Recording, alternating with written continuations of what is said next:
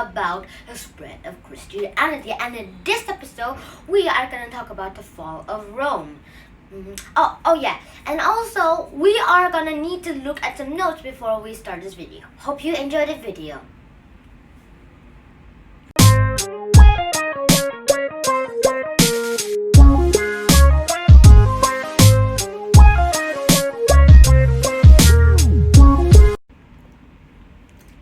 Okay, now let's get started, and we are gonna be using this map for a bit of the video, so hope you enjoyed. You might not be able to see it, but try to. Okay, and here is the question from the book. Here it is. Fall of the Roman Empire. Make connections. Why do people move from one country to another? Put that in the comments below, or just give me the answer in my email 20jur@naver.com. Whatever you prefer. Okay, so let's start. As I said earlier, this is the map of the Roman Empire, but this is in the 400s AD. We've done the BC series, so now we're going into the ADs. Alright, so this pink spot is the outline of the Roman Empire, and the inside is the Roman Empire. This is the split of the Roman Empire. This is the west and this is the east. Alright, so firstly we need to talk about the Romans and some battles. Alright, so there were some Huns, which is from Central Asia. If it wasn't the map, it would be about here. And then also those Huns came to the Roman Empire and they attacked. There were 5 Germanic tribes. 2 of them went to England, and that's what we're not going to talk about. And the 3 others, not those people. The people we're going to talk about, the Franks, the Vandals, and the Goths, were going into the Roman Empire. They migrated there so they can live. Their homelands are conquered, alright? Alright, back to our map. The Franks went to Gaul, which is modern day France. I should have put it right on here, but I just wanted to say it. Anyways, they went to this battle called the Battle of Chalons. It's called the Battle of Chalons because the point on the X, on the middle of the X is Chalons.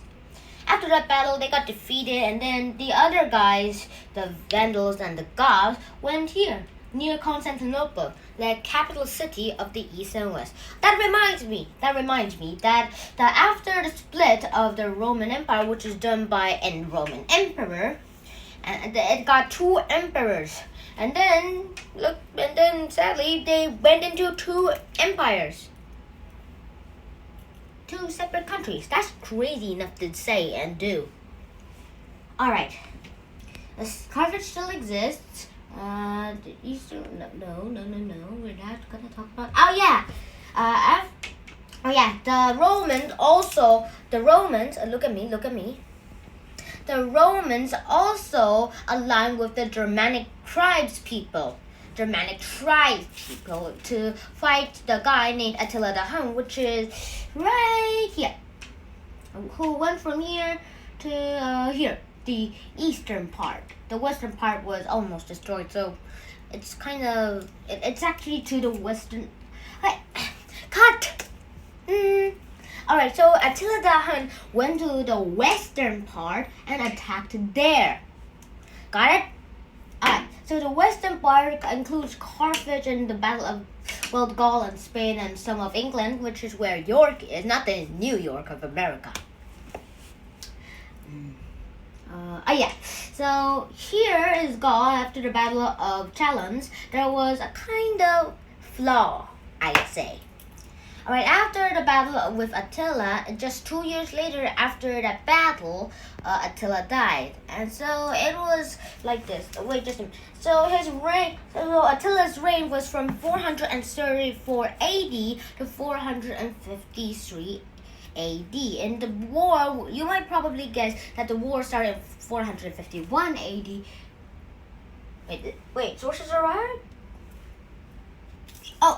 So the Battle of Chalons and the battle with Attila were done on the same year. Don't be surprised by that. Actually, I am surprised. Alright, so here's the Black Sea and the other place. But Constantinople, as I said earlier, it's the capital city of the whole Eastern Roman Empire, which is later called the Byzantine Empire, born out later. Constantinople has never fell until the 600s because there were some strong walls, very strong. Imagine how tall and strong it might be. Special effects. Okay. If you can't see this, but you want to, here is the red spot right on top of this tip where a magnet is called Constantinople. My mom wrote it. Right. Here is Rome, if you're wondering, and oh yeah, and also before those battles, here's one thing that we need to know, that the Romans tried to fight the rebels, which are the Germanic tribes, but they were unsuccessful. So some of their, it wasn't conquered exactly, but got owned, I'd say. But here's the surprising they did. They joined forces with the Germanic tribes and fought Attila the Hun, and so they won. Got it? Whoa, timing. Well, anyways, I'll just use this pointer. Alright, so here was that's where the Anglo-Saxons went. I guess that's how the people there got some of their names called the Anglo-Saxons. Yes, after the fall of the Western Roman Empire, which is done by some of the Germanic tribe people, that started the Dark Ages. The Dark Ages is the time when Germanic kings, ruled the whole western part of the empire. But they weren't able to conquer the Eastern Roman Empire, and it was called the Byzantine Empire after the Dark Age.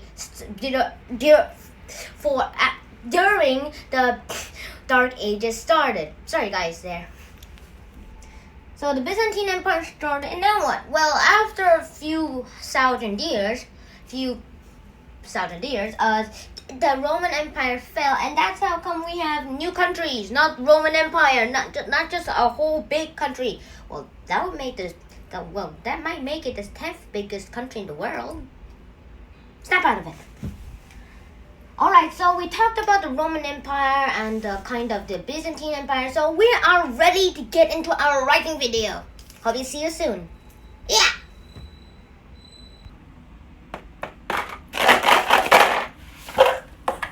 Oh, some stones. Oh, I was just looking at these stones. I'll show you them. See?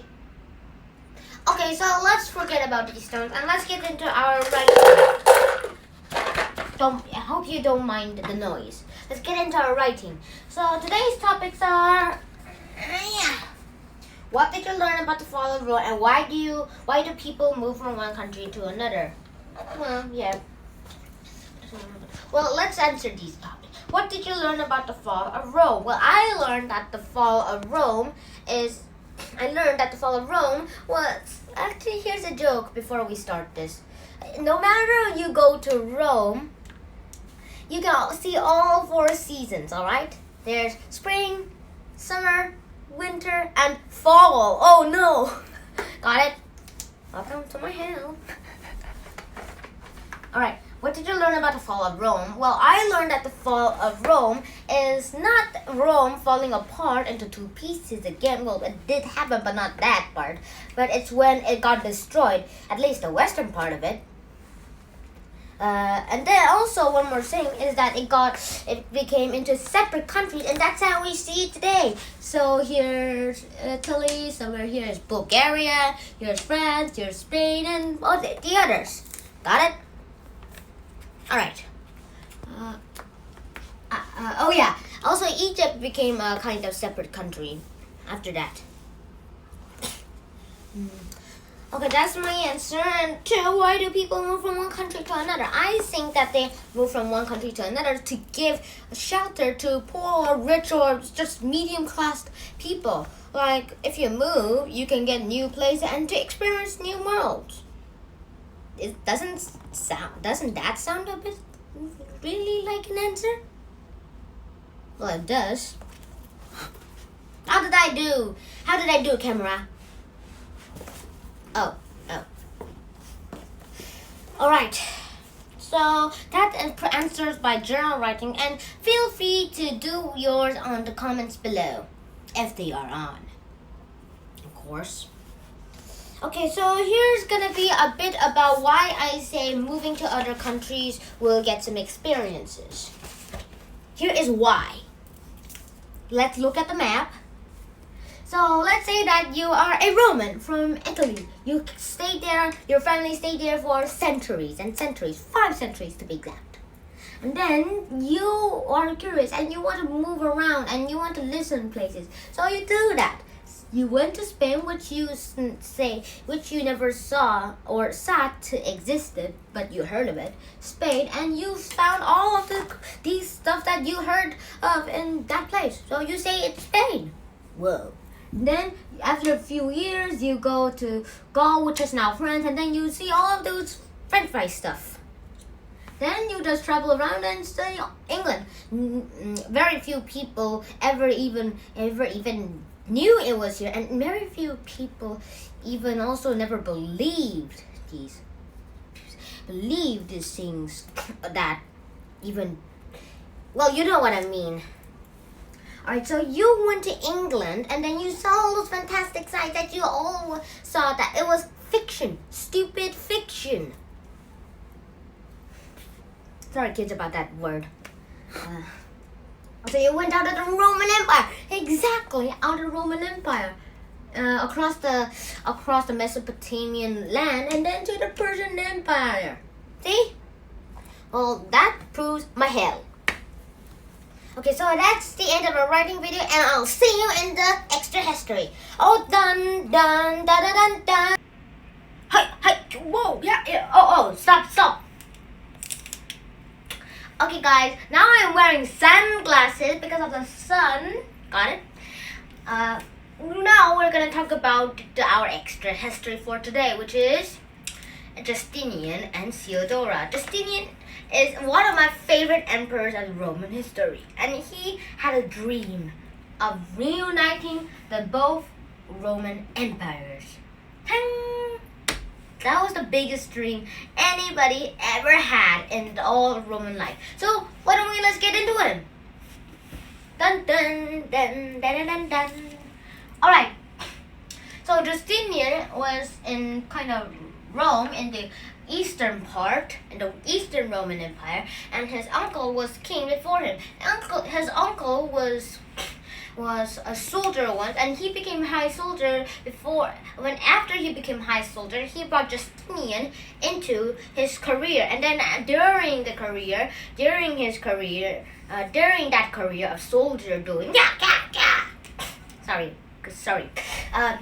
during his career, he was a major fan of the Deans. The Deans are like, you could say, a sports club, chariots, and cheering stuff all rolled into one kind of thing. So there are 2 teams for chariot races. The Deans are chariot races, and there are 2 teams, the blues and the green. My mama goes for the blues, and I go for the greens. My favorite color is green, says so in here. All right, so Justinian was a major part of the blue team, of the blue Deans, and his future wife Theodora was also a major person for the blues, and on one team race, that's how they met together. They fell in love, but here's one thing: they wanted to marry each other, but they couldn't. There was a law that doesn't allow actresses and non-actor men to marry. So they couldn't marry. They lived together though, but they couldn't marry. Until after Justinian's Justinian's auntie died, that law was burned out of the books. And then Justinian and Theodore was finally husband and wife. After they became husband and wife, they became emperor and empress. And they went to the matches together. Oh yeah, and also they had some political goals to bear and also price. Okay, so they needed some taxes to win a war against some Huns. They had some Huns on their side, so they need some taxes. And here was one brutal way to get taxes from rich people: torture them until they pay. Rich people just avoid their taxes, and poor people can't pay. So since rich people can pay, a man thought of an idea for torturing them, which was the most unpopular reform in Roman history. Who even wanted to be tortured? Anyways, after torturing, they would get money, and then Justinian had enough money to pay for war. So there were some Persian armies going on. The Persians had 50,000 men, and then they were surprised because they only had half of that amount, 25,000. But the Romans had a better knowledge of killing than the Persians, and eventually won. Here's how. First, so imagine this. First, there were 3 groups in the middle. They're pinned there. Then there were archers or cavalry or whatever you want to call them. Then there were the immortals. Like, immortal means undyable, but they always had a weakness. There were the immortals, and then here is the wall that breaks them. And then here is the 25,000 men. Well, a bit of the 25,000 men, most of it. Here are these are the cavalries, and there is a small hill with the Huns. With the Huns in them. See? So here's how they battle attacked. First, the three people who are on the Persian team just stayed there. The cavalry attacked, and then some of the Roman cavalry attacked, and then the Persians were winning. But then, while the Persian cavalry attacked the Roman cavalry, the Huns sprung up from their hiding place, and it was a surprise attack, all right. So after that, those cavalries, the Persian cavalries, got chopped off, and then the immortals came up.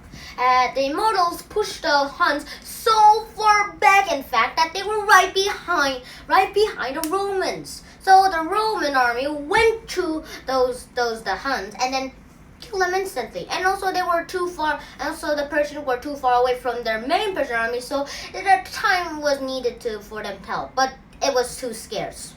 The Roman armies won that battle. They went to those 3, actually it became 2 pinpoints, and they killed those people, and that's how Justinian's army won. The Romans, hooray for Rome!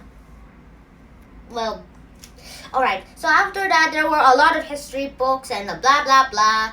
And one of them was very secret, which is not very important to this story, but that's the end of our Justinian and Theodora video. Hope you enjoyed it. See you next time. This video was made by me, it was sponsored by me, and it was totally spoken by me, of course. And also, here's one very interesting fact about the video, that all of this map is not animation. I made it from very clear plastic itself. Alright, so today we talked about the fall of Rome, and tomorrow we are gonna talk about hands-on history. Dun, dun, dun, dun, dun, dun, dun, dun, dun, dun. Oh yeah, we are gonna talk about an empire of faith. It's gonna gonna be about some kind of Arabian desert empire that we're gonna talk about in our next unit, Unit 4 of our Season 2 and Volume 2 video. This is also sponsored by the Hands-on History 1 and 2 book. Hope you enjoyed the video. Please don't mind hesitating to subscribe, and also hit that like button, hit the bell button to notification. And today's question is dun dun dun dun dun. Who was Justinian's wife? Is it A. Theodora, B. a lion, or C. an elephant? Hope to see you soon. Shinhan out. Yeah.